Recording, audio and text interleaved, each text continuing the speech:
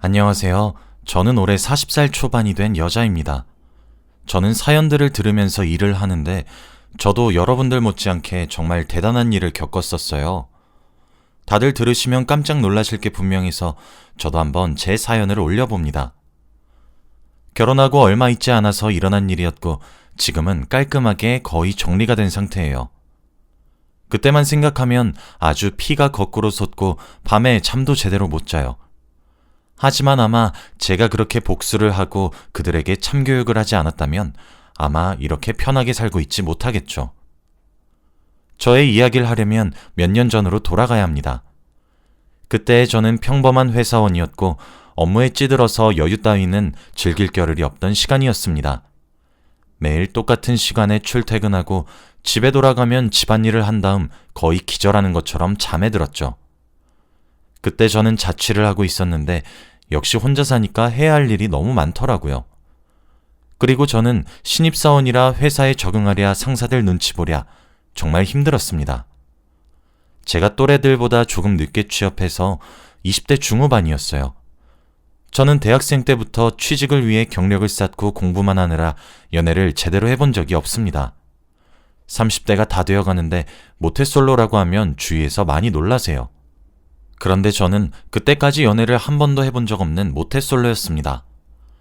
학생 때는 취직만 하면 뭐든 다 할 수 있을 것 같았어요. 저에게 대시하는 남자들을 끊어낼 때마다 마음속으로 취업해서도 연애는 할 수 있어 라고 생각했습니다. 저는 장녀라서 더욱 부담이 많이 되었고 저만 바라보고 있는 가족들 때문에 포기할 수 없었어요. 주위 사람들이 하나둘씩 취업에 성공하고 첫 월급을 받았다는 이야기를 들을 때마다 좌절감에 빠졌죠.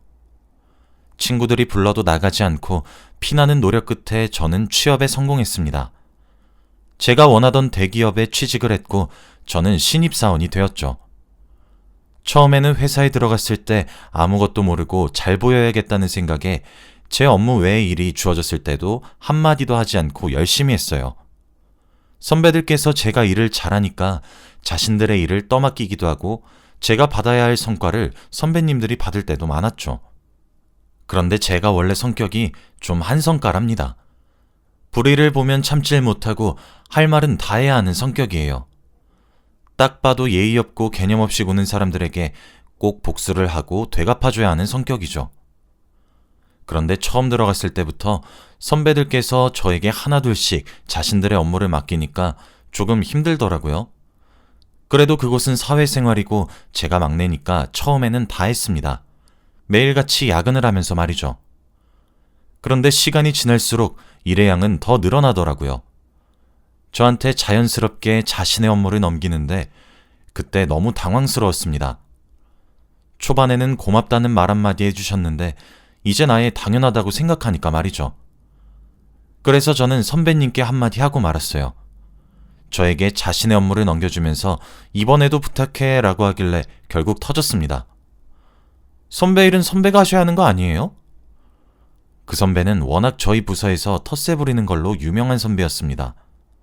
다들 거기를 두고 그 선배와 친해지면 안 된다는 인식이 가득했죠. 그런데 제가 부장님도 있는 자리에서 그 말을 업무 시간에 해버리니까 선배가 당황하시더라고요. 저희 부서는 말소리 하나 들리지 않았기에 아마 다 들으셨을 겁니다. 물론 부장님까지 말이죠. 선배는 당황하면서 아니 무슨 소리야. 누가 들으면 내 업무 다 자기한테 넘기는 줄 알겠어. 라고 하며 웃어 넘기셨지만 저는 맞잖아요. 저한테 다 넘기시잖아요. 라고 했어요. 결국 그 선배는 부장님께 된통 혼이 났고 저에게 진지하게 사과하셨습니다. 그 뒤로 선배와 조금 거리를 두고 멀어졌어요. 다들 제가 예의 없다고 생각하실 수도 있는데 그 사람 하나 일 봐준다고 제가 매일같이 야근을 했어요. 그런데 저한테 고맙다는 말도 없이 몇 달간 그게 지속됐는데 저도 제 성격상 많이 참은 거라고 생각합니다. 그 일이 있고 나서 다들 저에게 자신의 업무를 부탁하지 않았고 저도 저에게 주어진 일만 하면 됐었죠. 저는 이 정도로 할 말은 꼭 다 해야 하고 꼭 되갚아줘야 하는 성격입니다. 그렇게 몇 년이 흘렀고 그동안 저는 대리가 되었고 다음 승진도 앞두고 있었죠. 하지만 제가 어렸을 때부터 연애도 못 해보고 공부와 일만 하니까 남자 보는 눈은 전혀 없었나 봐요. 어느 날 한 남자를 만났는데 저에게 너무 잘해주는 겁니다. 제가 장녀라 항상 누구를 챙기는 거에만 익숙했었는데 그 사람은 저를 처음으로 챙겨주는 사람이었어요. 한 번도 제가 챙김을 받아본 적이 없으니까 그 기분이 되게 낯설고 설레이더라고요. 딱히 잘생긴 얼굴도 아니었고 멋진 사람도 아니었습니다. 그런데 제가 너무 보는 눈이 없었던 건지 그 사람이 순간 잘생겨 보이더라고요. 저한테 조금만 잘해주니까 제가 홀라당 그 사람에게 반해버리고 말았습니다. 그 사람은 제가 다니는 헬스장에서 트레이너 일을 하고 있는 사람이에요. 처음 온 트레이너라고 했고 우연히 만나게 되었죠. 그리고 저는 그 남자에게 한눈에 반했습니다. 저보다 나이는 어렸지만 그래도 상관없었어요. 그때 처음으로 사람을 좋아해 본 것 같습니다. 그 뒤로 헬스장을 자주 갔고 그 트레이너와 자주 대화도 나누고 연락도 하며 친해졌어요. 그리고 그 트레이너에게 운동도 배웠습니다. 저희는 급속도로 친해졌고 같이 만나서 데이트까지 하게 되었어요. 결국 연애도 하기 시작했습니다. 저와 나이 차이가 조금 나서 걱정이 되긴 했지만 상관없었어요. 연하남의 매력에 푹 빠졌고 저는 남자친구에게 퍼주면서 연애를 했습니다. 저는 어차피 돈을 쓸 곳이 없었고 남자친구에게 선물을 사주면 좋아하는 모습을 보기 위해서 자주 뭘 많이 사줬어요. 그렇게 저희는 연애를 오래 하진 않았지만 양가 부모님께서 저희의 연애 소식을 알게 되었습니다. 제가 나이가 이제 30대가 다 되어가고 결혼정년기가 되니까 대충 만나고 결혼하라고 하더라고요. 저희 부모님은 제가 장녀니까 얼른 손주가 보고 싶다고 하셨습니다. 처음에는 결혼 생각이 전혀 없었는데 보다 보니까 지금 남자친구와 결혼을 못할 이유도 없더라고요. 제 삶의 비타민 같은 존재였기 때문에 이대로라면 결혼도 가능할 것 같았습니다. 가족들이 떠밀기도 하고 제가 이 남자가 좋았기에 제가 먼저 프로포즈를 했어요. 저와 결혼해달라고 하면서 말이죠. 정말 다행히도 제 남자친구는 제 프로포즈를 받아주었고 저희는 결혼을 약속하게 되었습니다. 연애 기간은 짧지만 결혼해서도 서로에 대해 충분히 알아갈 수 있다는 생각이 들어 쉽게 결정할 수 있었어요. 저는 결혼식은 별로 올리고 싶지 않아서 혼인신고만 하고 바로 부부가 되기로 했습니다. 당연히 저는 분가를 해서 단둘이서 살 줄 알았어요. 그런데 남편의 입장은 다르더라고요. 당연히 제가 시댁살이를 할 줄 알았다고 했습니다. 둘 다 다른 생각을 하고 있었고 서로 확신을 하고 있었기에 물어보지도 않았던 거죠. 저는 시댁살이가 싫다고 둘이서 살고 싶다고 했지만 남편은 당장 집을 구할 자금이 없다고 하더라고요. 제가 대출을 받아서 집을 구하기에도 턱없이 부족했죠. 결국 상의 끝에 시댁살이를 하고 돈이 얼추 모이면 분가를 하기로 결정했습니다. 그래도 어머니와 시누이가 좋은 분들처럼 보였기에 그렇게 할 수 있었어요. 저를 나쁘게 대한 적이 한 번도 없으시거든요. 그렇게 저는 시댁에 들어가서 살게 되었습니다. 결혼 생활 한 달 동안은 정말 행복했어요. 이래서 사람들이 결혼을 하는 건가 싶을 정도였죠. 그런데 남편에게는 딱 하나 안 좋은 취미가 있습니다. 웬만하면 저도 남편의 취미 생활을 이해해주고 막지 않는 성격이에요. 그런데 이건 도저히 참지 못하겠더라고요. 남편은 한 달에 한 번씩 꼭 헬스 트레이너들과 같이 여행을 갔습니다. 같은 헬스장에서 일하는 트레이너분들과 말이죠. 소위 개모임 같은 거였습니다. 남녀 혼성으로 갔는데 솔직히 제가 많이 걱정이 될 만하지 않나요? 다들 몸매 좋고 예쁜 여자들 뿐인데 제가 얼마나 노심초사하겠어요. 그리고 여행을 가면 1박 2일은 기본이었고 어떤 날은 3박 4일도 갔다 옵니다. 한번 여행을 가면 술도 조금 먹어서 연락도 잘 안 돼요. 저는 그동안 휴대폰만 붙잡고 걱정하면서 남편 연락만 기다립니다. 제가 이렇게 걱정하는 거 알면서도 무조건 가야 한대요. 안 가면 자기가 헬스장에서 왕따 당한다고 하면서 말이죠. 그렇게 찡찡대니까 또 보내주긴 하는데 별로 달갑지 않아요. 어쩔 수 없이 보내주는 느낌이라고나 할까요?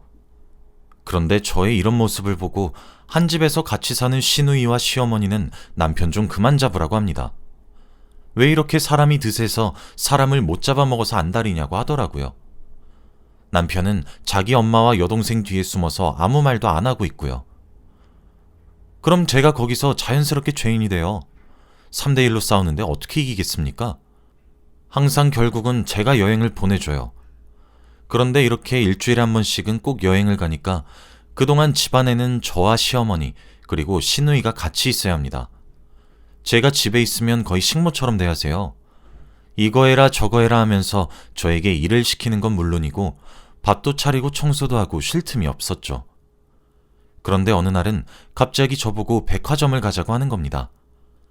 시누이와 시어머니가 얼른 준비하고 나오라길래 드디어 저에게도 보상을 주시는 줄 알았어요. 제가 운전을 했고 가는 내내 뭘 사주시려나 하고 기쁜 마음으로 백화점에 도착했습니다. 결혼하고 정말 오랜만에 명품관에 들어가니까 살맛이 나더라고요. 다들 제가 거기서 물건도 많이 사고 하니까 몇몇 사람들은 인사도 하더군요. 왠지 모르게 기도 살고 약간 숨통이 트이는 느낌이었습니다. 그런데 어머니가 한 가게로 들어가시더니 물건을 고르시더라고요. 시누이와 같이 하하호호 하면서 저를 소외시켜 놓고 마음에 드는 물건을 각자 한 개씩 고르셨습니다. 그런데 갑자기 저에게 야 뭐하니? 계산! 이라고 하더라고요. 제가 잘못 들은 줄 알고 네? 하며 가까이 다가갔는데 시어머니와 시누이는 한숨을 푹 쉬면서 계산하라고 계산! 이라고 했습니다. 저는 정말 어이가 없었고 저에게 당당히 그런 요구를 하니까 말이 안 나오더라고요. 제가 아무런 행동도 하지 않으니까 시누이가 답답했는지 제 지갑을 빼앗아서 신용카드를 마음대로 꺼내 일시불로 결제했습니다. 그러면서 저에게 잘 쓸게 라고 하더라고요.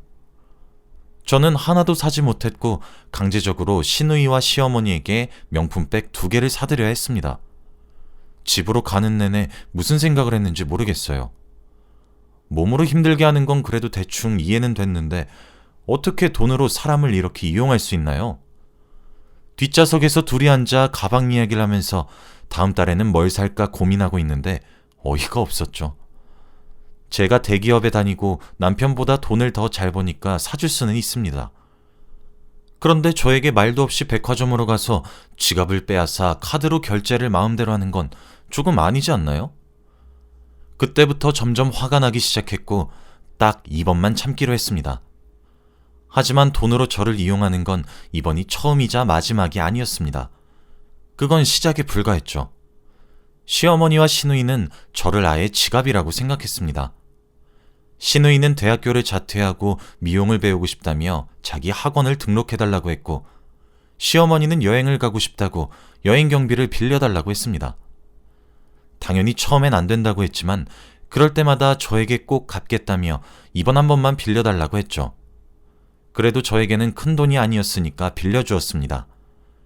그런데 그들이 갚을 인간들인가요? 당연히 갚지 않았고 저에게 돈도 갚지 않으면서 옷 사고 화장품 사고 자기들이 할 건 다 하고 살았습니다. 도저히 참을 수 없었고 저는 남편에게 모든 사실을 다 말했어요. 당연히 시누이와 시어머니가 잘못했으니까 제 편을 들어줄 줄 알았습니다. 그런데 남편은 오히려 한 번쯤 져주라며 큰일 만들지 말라고 하더라고요. 그러면서 오히려 저한테 용돈을 조금 더 올려달라고 했습니다. 당장이라도 시누이랑 시어머니한테 그만하라고 말리지도 못할 망정 자기까지 돈을 달라고 하다니요. 더 이상 참을 수 없었습니다. 제가 이미 분가를 하자고 수십 번은 말했지만 그때마다 남편이 싹 다 거절했어요. 결혼 전과 이야기가 달랐습니다. 제가 악착같이 돈 벌어서 집을 구할 수 있게 되었지만 아직은 엄마 품이 좋다고 하더라고요.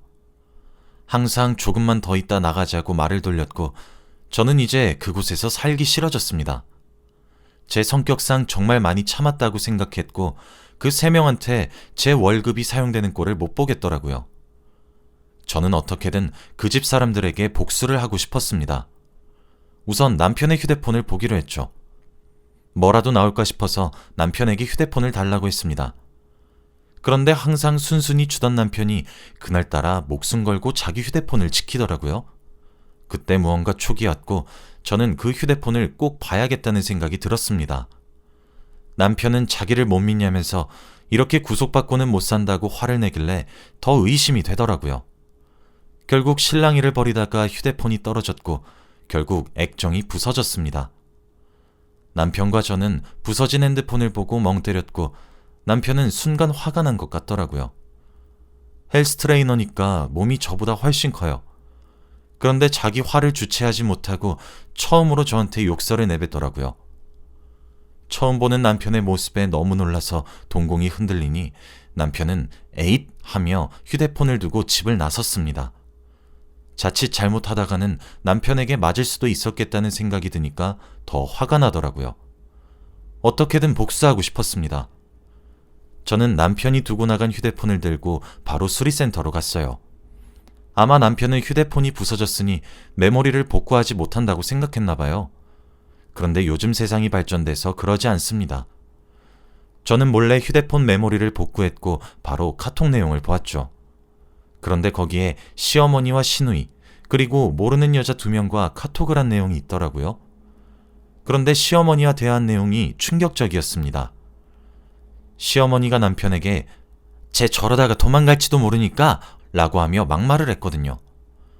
남편은 거기다 대고 아이 낳기 싫다고 찡찡대고 있었죠. 정말 충격적이었고 입을 틀어 막았습니다. 저를 집안에 묶어두려고 임신시키라는 말을 할 수 있나요? 그리고 모르는 여자 2명과의 카톡을 봤는데 망가진 메모리를 복구하는 거라 내용을 정확히 읽진 못했지만 딱 봐도 남편과 사귀는 여자 같았어요. 남편은 2명의 여자와 바람을 피우고 있었습니다. 헬스장에서 회원으로 있는 사람들이더라고요. 저는 바로 그 자리에서 그 여자들에게 전화를 걸었고 따져 물었습니다. 근데 다들 똑같이 제 남편이 유부남인 줄 모르고 만났다고 했고 미안하다고 하더라고요. 저는 다 필요 없고 상간녀 소송을 할 건데 둘이서 카톡을 나눈 대화 내용을 캡처해서 보내주면 소송 안 하겠다고 했습니다. 소송이라는 말에 다들 남편과의 카톡 대화 내용을 보내주었고 읽는데 정말 가관이더라고요. 옛날에 저한테 했던 수법 그대로 쓰고 있었습니다. 이 정도 증거면 충분히 남편을 소송할 수 있을 것 같았죠. 그리고 후련한 마음으로 집에 돌아왔는데 남편은 없었고 나갔다 온 시누이와 시어머니가 기다리고 있더라고요. 제가 오자마자 어디 갔다 와? 배고파 죽을 뻔했단 말이야. 얼른 밥 차려. 라고 해서 저는 군말하지 않고 밥을 차렸습니다. 그런데 이제 정말 끝장을 내야겠더라고요. 저는 밥 다 차렸다고 한 뒤 식탁으로 시어머니와 시누이를 부르고 그들의 국그릇에 제 침을 뱉었습니다. 그들이 보는 바로 앞에서 말이죠. 시누이와 시어머니는 기겁을 하면서 당장 뭐 하는 짓이냐고 화를 냈지만 저는 아랑곳하지 않았어요. 왜요? 저 맨날 이렇게 국 드렸는데? 그동안 맛 없으셨어요? 이 말을 웃으면서 내뱉으니 시어머니와 시누이는 헛구역질을 하며 저한테 쌍욕을 내뱉었습니다. 시어머니는 제 머리채를 잡으면서 화를 불같이 냈고 저도 똑같이 시어머니 머리카락을 잡았어요. 그리고 시누이도 합세해서 셋이서 치고받고 싸웠습니다. 저는 그동안에 쌓인 울분이 한 번에 다 터졌고 절대 지지 않았죠. 그때 하필 남편이 들어왔고 저희의 상황을 보고 경찰을 불렀습니다. 저희는 경찰이 올 때까지 서로 잡은 머리카락을 놓지 않았고 결국 경찰에 의해서 제지되었죠. 저는 머리숱이 많아서 괜찮았는데 시어머니와 시누이는 머리가 한 움큼 빠져서 기분이 좋더라고요. 아무튼 저희는 경찰서로 가서 조사도 받고 그리고 저는 그 자리에서 소송도 했습니다. 그리고 저한테 지금까지 빌려간 돈들도 다 받으려고 손해배상도 청구했죠. 시누이와 시어머니는 어떻게 자기들한테 이럴 수 있냐고 저보고 독하다고 끝까지 욕을 했지만 제가 독한 거 저도 아니까 그냥 듣고만 있었습니다. 그리고 남편한테도 이혼 소송을 걸었어요. 2명의 불륜녀와 나누었던 대화를 증거로 삼으면서 말이죠. 그렇게 저는 그들의 소나기에서 벗어날 수 있었습니다. 저는 바로 유명한 변호사를 선임했고 다행히도 승소할 수 있었어요. 그동안 저한테 사과를 하기도 하고 욕을 하기도 하고 무릎을 꿇고 빌기도 했지만 저는 모조리 무시했습니다. 이미 정이 떨어질 대로 떨어졌고 다시는 보고 싶지 않았거든요. 그들한테 최대한 많은 돈을 청구했고 저는 속 시원하게 이혼을 했습니다. 그 뒤로 저는 저한테 집중하면서 살 수 있게 되었어요. 그 사람과 결혼하고 제 인생은 모조리 망가졌었습니다. 한 사람한테 홀라당 넘어가 버려서 제 무덤을 제가 팠었네요. 지금은 너무 행복하고 결혼 생각은 전혀 없습니다. 연애만 주구장창 하려고요. 여러분도 저 같은 일 겪지 마시고 꼭 행복하세요. 제 이야기는 여기까지입니다. 들어주셔서 감사합니다.